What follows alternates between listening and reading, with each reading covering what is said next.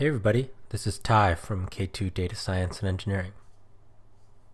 In this video, we are going to step away from code and think about design. Let's review the pipeline first to see where we are.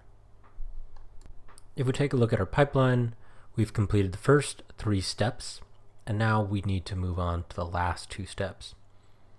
And the last 2 steps will be user-facing. Someone will actually interact with the filtered tweets and see them. So we want to design a mock-up so that when we build our dashboard, we don't have to think about design decisions and where to place objects or how big to make the font. We can already have that out of the way.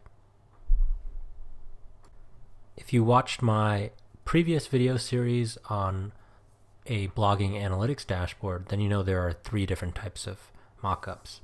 But if you didn't, I'll just review them quickly. We have pen and paper, so that's if you just grab a piece of paper and draw out what you think the app will look like. Then the middle image is a low fidelity mockup. So this is when you use shapes and text and place them and position them, and you can use filler data or dummy data, but you don't focus on any high level branding or color. And the last iPhone shows the high fidelity mockup. So that's when you use the brand colors, the themes, different font sizes, paragraph spacing, colors, and you make sure everything is pixel perfect so that you can move in to building a front end with HTML, CSS, and JavaScript. In the last series, I did a lo-fi mockup. So in this series, I'll do a pen and paper mockup. So I'm going to draw one out, and then I'll take a picture and we'll review it. All right, here's my pen and paper mockup. I just got a piece of paper, took a pen, drew out what I thought it should look like, and I took a picture. Hopefully this is clear. I took it with my iPhone, but it's kind of probably next time I'll do a landscape mockup so it works better with widescreen recording. All right, so this is the whole thing. The title page, Twitter filter, you can make something more interesting.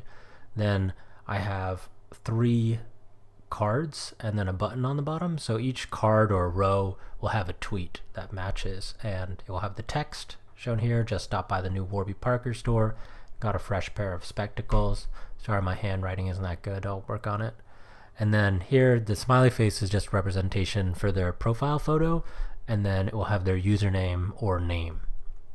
And then this indication with the arrow is saying that if it's a positive tweet, this row or box should have a green border. And then the same would be for the other tweets. If it's a neutral sentiment, it should just have a standard gray border or black border. And then if it's a negative tweet, it should have a red border. And then on the bottom, there will be a button either to refresh the page or load more tweets, because we're only going to be showing 15. And the stream will be constantly running, so maybe you want to see what else is happening or add more to the list. And really, that's all you need for a pen and paper mockup. Obviously, in a proper process, you do pen and paper, you show this around to people, then you do the lo-fi mockup, show it around, have people play around with it, then do the hi-fi mockup. But this is just a pet project, so I'm going to convert this into HTML, CSS now, and then I will show you the finished product, and then we can walk through the code, and I'll explain some of the front end code in case you're not too familiar with it. Here is the static front end. So I just coded this up in HTML and CSS based on our pen and paper mockup. You can see we have the title, direct-to-consumer Twitter filter, and then we're monitoring these brands.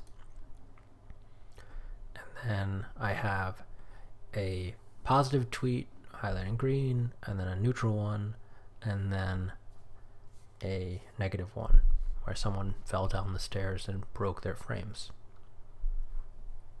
And then there's a refresh button.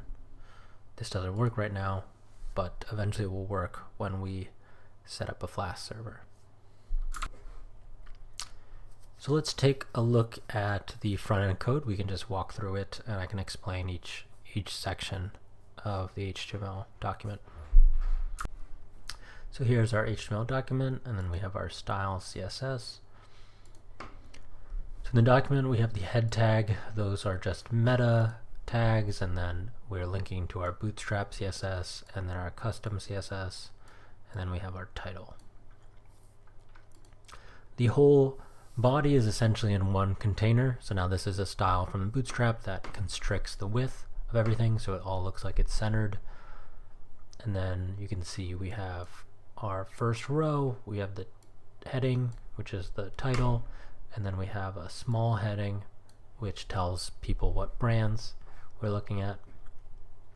If we go to the next row, you'll see we'll have a column that expands to fit the whole container, and then we're using the card, so that's what gives us the nice shading and some other helper classes that separate the body from the top. You can do a lot of things with cards. Cards are very common. If you take a look at Facebook or Twitter or Instagram, everything is kind of presented on a card independently and then offset from the background. So in our body, we have a special card text class, and that's where we put our text just up by Warby Parker store. Then we have a break, a line break, and then we have the image tag. I just found a random image on Google image search, and then I put the person's name, Jane Fame 15, or that's her username. And the one other thing with the class is we have the positive. So if we go to our styles, you'll see that the positive, we have a border, and we're just setting it to green using the RGB values. And then negative, we're setting it to red using the RGB values. The rest of the code we've just duplicated pretty much. This is a neutral. There's no class aside from card at the top. It's just a neutral real estate announcement. I just put the same username to save time, and then this is a negative tweet, so you see we put the negative class, and then the text is here, same username, and then on the bottom we have refresh, which simply reloads the page when it's built into a web server. So that's all there is to this document. I hope you enjoyed this video. I know very few data science or data engineering videos ever really cover the design process, but it's quite important when you're building a full stack application or working with any end users. In the next video, we're actually going to build a helper class, and what this is going to do is help us format our data before it goes to the front end. It will basically be an intermediate step between the Redis store and our Flask dashboard. You can think of it almost as pre-processing the data